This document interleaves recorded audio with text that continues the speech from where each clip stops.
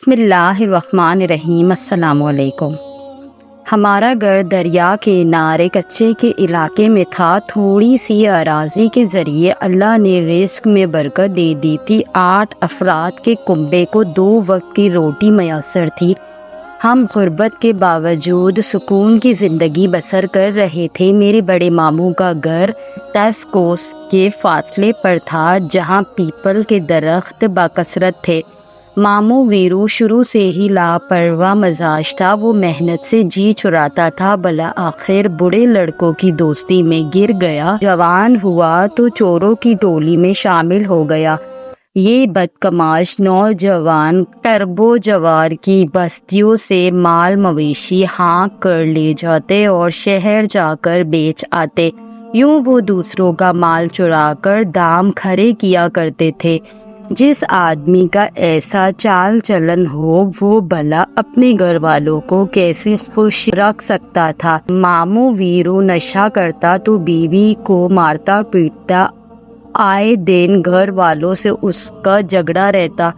ویرو ماموں کی بیوی میری سگی پھپھو تھی۔ وہ بیچاری شوہر سے بڑی تنگ تھی۔ جب ہمارے گھر آتی تو اماں کو سارا احوال کہہ دیتی، مگر ابا کے آگے اف نہ کرتی کہ وہ غصے کا تیز تھا۔ پھوپھی کو ڈر لگتا تھا کہ کہیں میرا بھائی طیش میں آ کر اپنی بیوی کو نہ گھر سے نکال دے۔ ایسی صورت میں ہم بچے تکلیف میں آ جاتے۔ پھوپھی کو ہم سب سے بہت پیار تھا۔ وہ ہمیں تکلیف میں نہ دیکھ سکتی تھی، اسی لیے میکے میں شوہر کی شکایت نہ کرتی تھی اور صبر سے کام لیتی تھی۔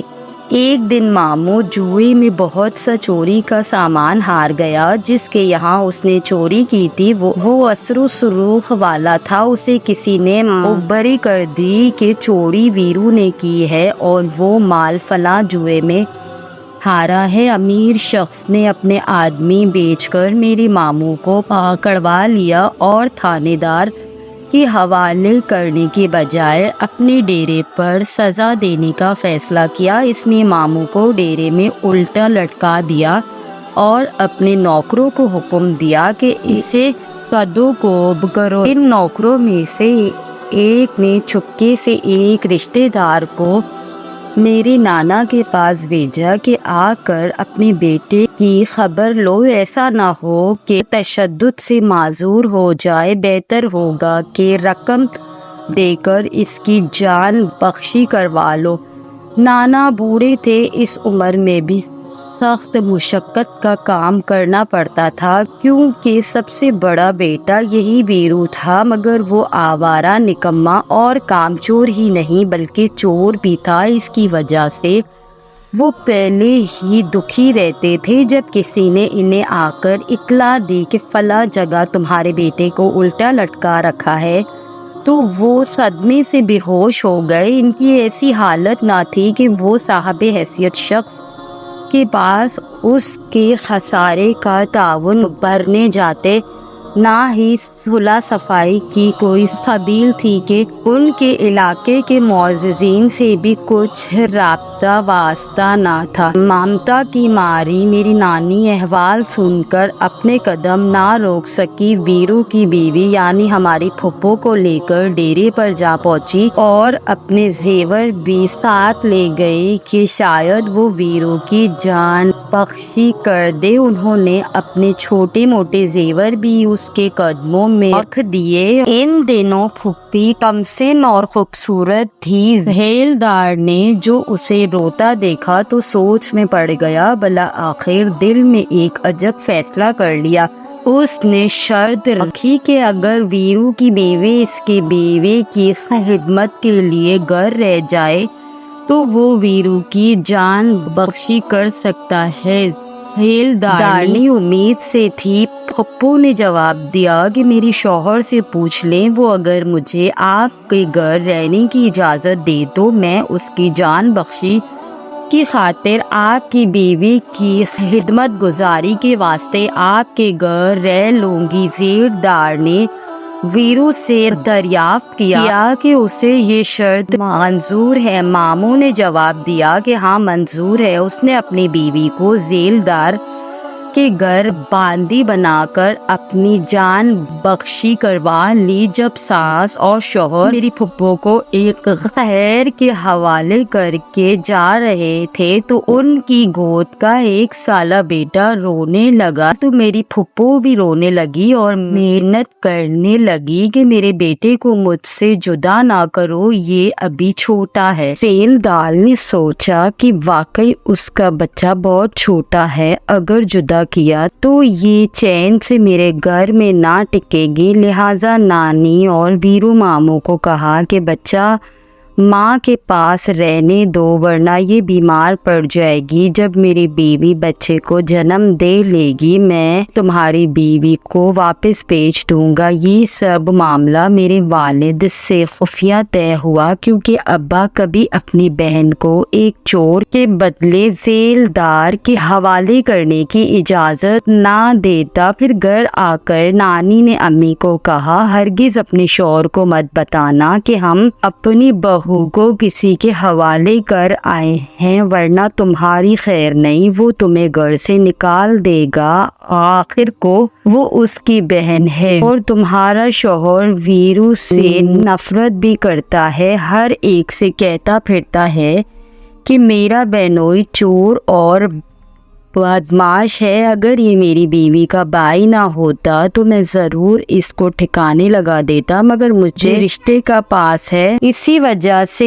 اس چور کو برداشت کیے ہوئے ہوں۔ وہ بیچاری بولی بالی یہی سمجھی کہ شوہر کی جان بخشی کی خاطر کچھ دن ذیلدارنی کی خدمت کر کے اپنے گھر لوٹ آؤں گی، اسی لیے کچھ بولنا یا احتجاج کرنا اسے بیکار لگا۔ سوچا ویرو جیسے نکھٹے شوہر کے ساتھ رہنے سے بہتر ہے کہ ذیلدارنی کے پاس رہ جاؤں، 2-4 پیسے کا فائدہ ہی ہو جائے گا۔ اس واقعے کے 1 ہفتے بعد ایک روز صبح پھوپھی اپنے بیٹے کو گود میں اٹھائے ہمارے گھر آ گئی۔ اس دم ابا کھیتوں میں تھے، وہ آتے ہی رونے پیٹنے لگ گئی۔ ماں نے بڑی مشکل سے چپ کرایا اور منتیں کی، یہاں تک کہ نند کے پاؤں کر لیے اور کہا کہ بھابھی تمہیں میرے ان معصوم بچوں کا واسطہ اپنی زبان مت کھولنا ورنہ تمہارا بھائی میرا برا حشر کر دے گا۔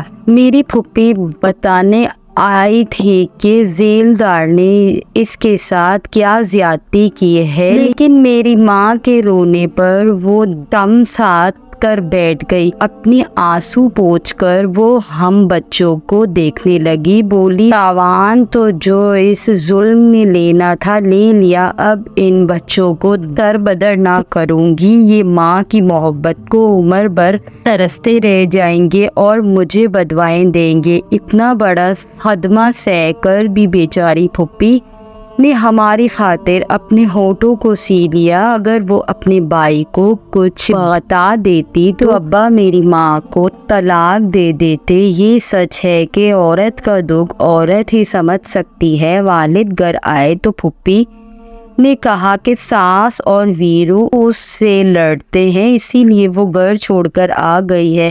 ابا نے کہا کہ تم مت جاؤ ان کے گھر، جب تمہارے ساس سسر یا ویرو لینے آئے گا تو میں خود ان سے بات کروں گا۔ ویرو ماموں کو جب یہ پتہ چل گیا کہ اس کی بیوی ذیلدار کے گھر سے واپس آ گئی ہے، وہ فوراً ہمارے گھر آیا۔ میری ماں سے کہا کہ میری بیوی سے کہو میرے ساتھ میرے گھر لے ورنہ میں تمہیں لے جاؤں گا۔ ماں نے کہا بھائی میں اپنے گھر اور بچوں کو چھوڑ کر تیرے ساتھ نہ جاؤں گی، تو اپنی جان تیری بیوی تیرے ساتھ اگر جانا چاہتی ہے تو لے جا، اور اگر نہیں جانا چاہتی تو زبردستی کیوں لے جائے گا، اور مجھے تم کیوں اپنے جھگڑے میں گھسیٹنا چاہتے ہو؟ اسی لیے کہ یہ ذیلدار کے گھر سے بھاگ کر آ گئی ہے، وہ ضرور مقدمہ کر کے مجھے پھنسوا دے گا۔ اس نے معاہدہ توڑا ہے، ذیلدارنی کے یہاں بچہ ہونے تک اسے وہاں رکنا تھا اور یہ نہیں رکی تو اس کی کوئی وجہ ہوگی، کوئی بھی وجہ ہو، معاہدہ تو توڑا ہے نا وہ، اب مجھے نہیں بخشے گا۔ یہ نہیں جاتی تو نہ چلے، تم چلے جاؤ۔ ماں نے ہاتھ جوڑ کر کہا، زبردستی لے جانے سے جھگڑا ہوگا۔ ماں رونے لگی، ویرو مجھ پر ترس کھاؤ، خدا کا خوف کرو، میرے چھوٹے چھوٹے بچوں کی طرف دیکھو، مجھے اپنے گھر میں بسنے دو، میرے شوہر کو تم میاں بیوی اپنے جھگڑے میں نہ گھسیٹو۔ میں چوری کا تاوان کہاں سے بھروں؟ میں مجبور ہوں، ذیلدار با اثر بندہ ہے، وہ مجھے عمر بھر کے لیے جیل بھجوا سکتا ہے۔ ماں نے ماموں کو برا بھلا کہا، تو نے چوری کیوں کی؟ اب سزا بھی تو ہی بھگتے گا۔ یہ کیوں بھگتے؟ میرا ماموں بکتا جھکتا وہاں سے چلا گیا۔ کچھ دن خاموشی رہی، تاہم ماں کا دل کھٹک رہا تھا کہ ضرور کچھ نہ کچھ ہونے والا ہے۔ یہ اکثر دیہاتوں کا شعور ہے کہ بات دل میں رکھ لیتے ہیں اور بدلہ لینے کی سوچتے ہیں۔ ماموں سے بھی یہی خطرہ تھا۔ ابا کی پانی لگانے کی باری تھی، وہ کھیتوں میں چلا گیا۔ گرمیوں کے دن تھے اور یہ رات 2 بجے کا وقت تھا۔ ہم سب صحن میں چارپائیوں پر سو رہے تھے۔ اچانک دادی کی آنکھ کھل گئی۔ اس نے دیکھا کوئی شخص منہ کو پگڑی میں چھپائے پھپھو کے سرہانے موجود ہے۔ دادی دل تھام کر اٹھ بیٹھی۔ اس نے پھپھو کو آواز دی، ہوشیار ہو جاؤ۔ آواز پر پھپھو جاگ پڑی اور اس سے پہلے کہ اس کے حلق سے آواز نکلتی، ماموں نے اس کو بالوں سے پکڑ کر اٹھا دیا۔ دادی کے شور پر ماں اور ہم بہنیں بھی جاگ گئی۔ پھوپھی چیخی، میں نہیں جاؤں گی اب تیرے ساتھ، تو بےغیرت ہے، مجھے ذیلدار کے حوالے کر دیا۔ اس پر ویرو ماموں نے وار کیا۔ دادی نے لپک کر اس کا وار اپنے ہاتھ پر لیا اور ان کے ہاتھ پر کلہاڑی لگی تو خون کا فوارہ ابلا۔ دادی گر کر بے ہوش ہو گئی۔ میری ماں پھپھو کو بچانے لپکی۔ پھپھو کو تو نکل بھاگنے کا موقع مل گیا، مگر کلہاڑی کا وار میری ماں کے سر پر طاری ضرب کی صورت میں لگا۔ وہ زمین پر گر گئی اور پھوپھی بھاگتی ہوئی باہر نکل گئی۔ ویرو ماموں پاگلوں کی طرح اس کے پیچھے لپکا، مگر وہ کھیتوں میں جا چھپی۔ رات کا وقت تھا، کتوں نے آہٹ سنی تو بھونکنے لگے۔ ماں صحن میں پڑی تھی۔ ہم بہنوں نے لالٹین کی روشنی میں ماں کو دیکھا۔ ایسا منظر تھا کہ حواس جاتے رہے۔ سگے بھائی نے اپنی بہن کو خون میں نہلا دیا تھا اور اب بیوی کی تلاش میں نکل گیا تھا۔ اس کے سر پر خون سوار تھا۔ شکر ہے کہ پھوپھی اسے نہ ملی، کیونکہ کتوں نے ویرو ماموں کا پیچھا لے لیا۔ خطرے کی بو پا کر کتا اگر بھونکے تو سارے ارد گرد کے کتے ساتھ بھونکنا شروع ہو جاتے ہیں اور سب غول کی صورت میں اکٹھے ہو جاتے ہیں۔ یہی صورتحال اس وقت ہوئی۔ سارے دیہات کے کتوں کی آوازوں سے ڈر کر ویرو ماموں کو بھاگتے ہی بنی۔ وہ کسی دیہاتی کی اوطاق میں گھس گیا جہاں ایک دیہاتی سو رہا تھا۔ وہ ڈر کر اٹھ بیٹھا، کون ہے تو؟ بے اختیار اس کے منہ سے نکلا، چپ رہ، میں ویرو ہوں۔ کیا تو ویرو کو نہیں جانتا ہے؟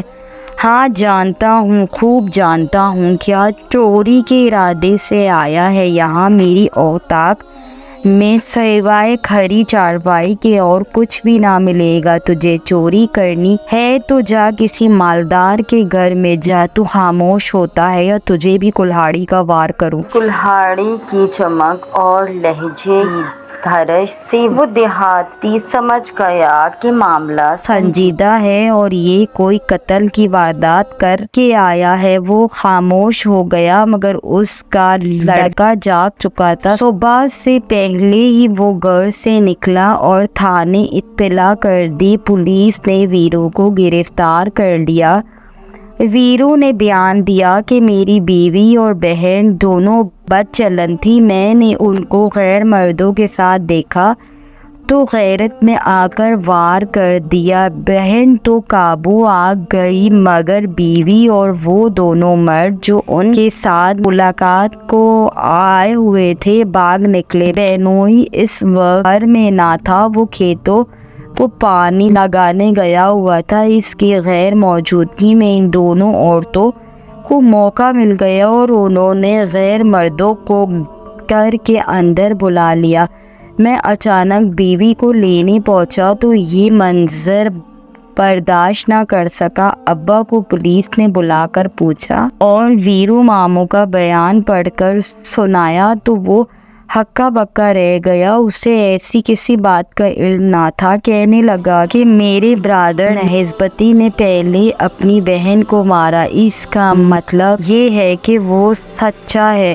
جو بھی معاملہ تھا میری لا علمی میں ہوا، اس بارے میں کچھ نہیں جانتا۔ مقدمہ چلا، شواہد ایسے نہ مل سکے کہ میری ماں بدچلن ثابت ہوئی۔ پھر بھی ابا نے ویرو ماموں کو بچانے کی بھرپور کوشش کی، اپنی زمین فروخت کر کے مقدمے پر پیسہ لگا دیا۔